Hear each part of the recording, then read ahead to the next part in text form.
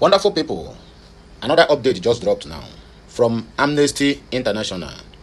I read, Amnesty International exposes enforced disappearance of children at Imo State Tiger Base Nigerian Police Unit. Okay, this is from Icon News. Other portals have their own headline as well. But I want to tell you the true picture of what happened here. Why I choose this Icon News is because it preached something similar to what Amnesty International really said.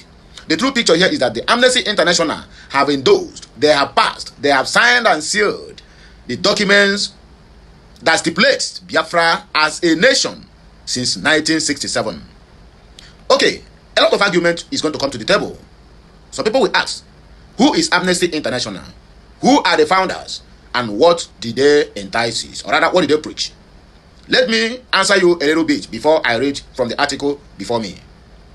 Amnesty International, from my research and from close allies, they are one of the decision makers when it comes to the government of United Kingdom or British. According to my findings, I don't know how true it is, but I have made some research and I have to come to this conclusion. So let me read the little article about Amnesty International. Why I said whatever decision they take in this, in this Biafra separation of 18, my brother, it is a welcome development and it will be honored even more than some countries. Yes, this Amnesty International, Amnesty International was founded in July of 1961 in London by a British lawyer named Peter Benenson. Are you following me? I'm just trying to let you know why they have to take them as one of the decision makers in terms of anything that got to do with either zoo or the Biafra. So they get long leg, they get mouth. Okay, motivated by the imprisonment of 2 Portuguese students for toast to liberty, Benenson launched the appeal for amnesty in 1961 to support prisoners of conscience globally. Amnesty International have 3 founders. 1 is Peter Benenson. 2 is Eric Becker. The number 3 is Sean McBride. These are the 3 guys who came together to form this alliance. Okay, key details regarding the founding, or rather the founding, not funding, the founding. Founder is Peter Benson.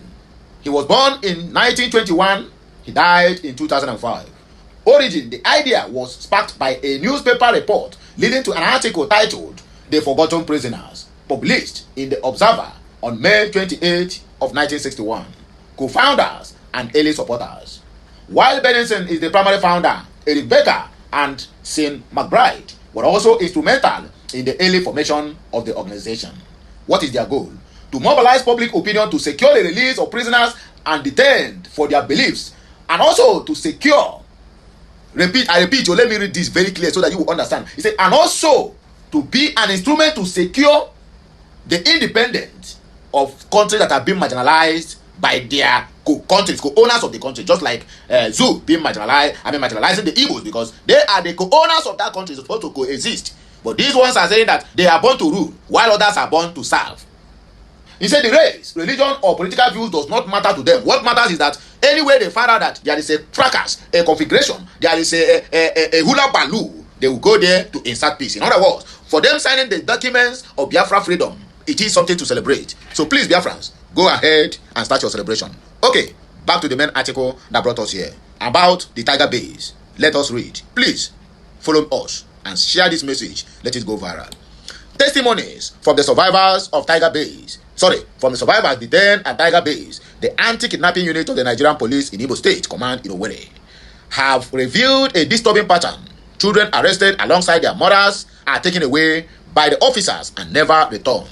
According to a new briefing by Amnesty International, these separations are not routine custody measures, but amount to enforced disappearance with children removed without records, concealed from relatives, and never reunited with their families.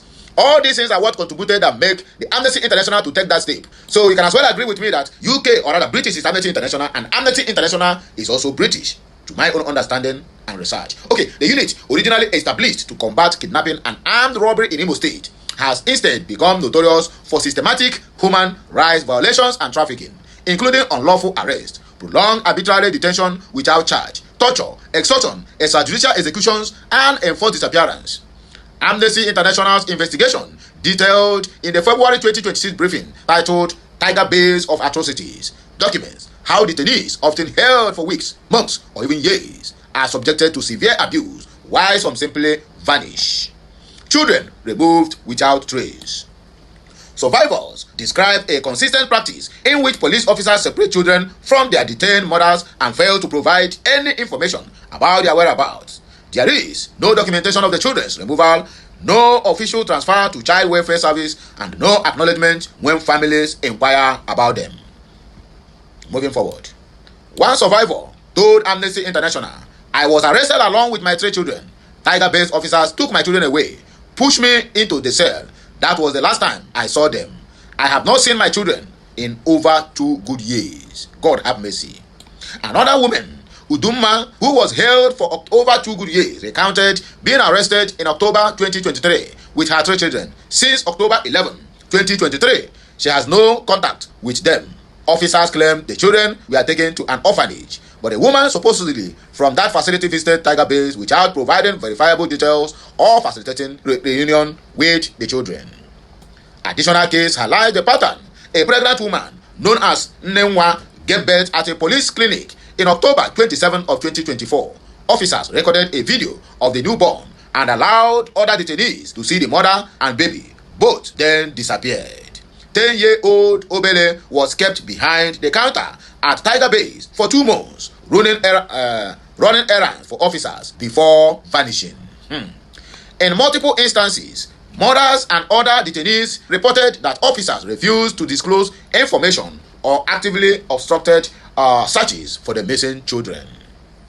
Amnesty International conclude that the lack of records, the refusal to provide information, and the deliberate obstruction of families seeking their children indicate a systematic practice that meets the international definition of enforced disappearance. State agents deprive individuals of liberty and then refuse to acknowledge the act or conceal the person's fate, placing them outside legal protection. The removal of children forms part of wider atrocities at the facility. Detainees have reported torture methods including beatings, cutting wounds left to bleed, and prolonged detention in harsh conditions, such as C1, where many reportedly disappear. Families are often extorted for large sums of money to secure releases, and some suspects are shot or killed in custody. The unit has also been accused of arresting people to settle personal scores, including land or family disputes, rather than focusing on actual kidnapping cases that they have been employed to tackle. Amnesty International has called on Nigerian authorities to immediately investigate all the allegations of torture, unlawful detention, and the disappearance of children at Tiger Base, ensure accountability for perpetrators, and end the culture of impunity in that contraption called Nigeria. The organization urges the Imo State Police Command and federal authorities to thoroughly investigate the removal and non-return of children from detained mothers, provide families with immediate information on the whereabouts and well-being of the missing children, release all unlawful detained individuals, or charge them promptly in accordance with the law. Reform or disband units implicated in such systematic violations. As one survivor put it, the pain of not knowing the fate of one's children compounds the trauma of detention itself. Families across Imo State and beyond continue to search for answers while the Nigerian authorities face renewed pressure to address the entrenched abuses at Tiger Base. This briefing adds to the growing documentation of human rights concerns in Nigeria's southeast, where security operations have sometimes exacerbated rather than resolved violence and impunity. Amnesty International emphasizes that true security requires respect for the rule of law and the protection of most vulnerable, including children caught in the system. This message is brought to you by Okute Daily Talk, and it is being published by Amnesty International, and it is something everybody needs to share. Please, if you want this message finished, circulate it. Start your celebration if the need arises, and that is the reason why I bring this message to you, so that it will go viral. Share it, the celebration, and also to share the awareness of what Nigerian government police department is doing to the children of Biafrans and Imo State precisely. Another headline here: when frustration breeds historical distortion in the interest of desperation. Well, let us listen to it together. It is coming from Mandela, never let Ank from prison. Important lesson. What are the important lessons? Oyana, let us listen, and listen very good. When frustration breeds historical distortion in the interest of desperation. The public comparison made by one of Mazi Nnamdi Kanu's lawyers between Mandela's influence on his group during his years in prison with Mazi Nnamdi Kanu's IPOB movement has raised serious concerns over what many observers termed a troubling moment, signaling an internal leadership crisis in the movement. The indigenous people of Biafra, IPOB, led by the incarcerated leader, Mazi Nnamdi Kanu, is a global self-determination movement seeking the independence of Biafra through referendum. IPOB is a movement with an existing leadership structure, the Directorate of State, DOS, charged with the day-to-day administrative and operational duties for the sole purpose of actualizing the movement's objective, Biafra restoration. However, the African National Congress, ANC, was an anti-apartheid human rights movement that sought political inclusion, participation, and equality of black South Africans during the apartheid regime. As you are watching, if you don't share this message, my brother, one-on-one, you will get boxing match and inside ring. Share this message, otherwise, walk no to trouser. The ANC emerged from the 1912 South African Native National Congress, SANC, which began as an all-black people's protest against white marginalization of blacks in South Africa's political and social system. Before comparisons are drawn between the two leaders of the above groups, Mandela and Kanu, who now share the same pattern of state-sponsored persecution, it is imperative to highlight the striking differences in their struggles and cases.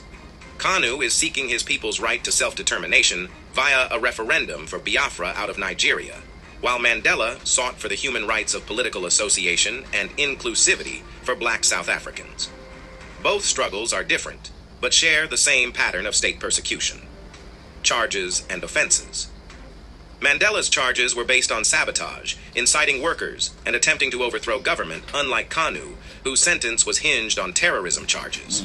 The conditions for Mandela's detention were not as strict as that of Kanu, who, up to date, is being monitored by state agents within the Sokoto prison. Kanu's case is also different and borders on not just political, but constitutional grounds. Seeking for the restoration of a sovereign state from an existing nation-state, Nigeria, unlike Mandela, who only sought for a constitutional amendment of rights of inclusion, basically on human rights and against the political marginalization of black South Africans. Did Mandela lead ANC from Robben Island? Contrary to claims by some mischief makers and historical revisionists, Mandela did not actually control ANC from prison.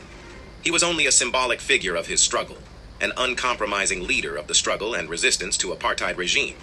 He did not sit at the decision-making position of the group's advocacy, though he was often briefed through letters and oral conversations by his visitors. Mandela did not oversee the leadership activities of his group from prison. Interestingly, what many poor students of history refuse to acknowledge was that Mandela's group had an existing leadership structure and hierarchy, even before Mandela was imprisoned, which ensured smooth communication and continuity of the struggle. Below are Mandela's court cases. Arrested for his leadership in the Defiance campaign, he was sentenced to 9 months of hard labor, though this was suspended for 2 years. 1956 treason trial.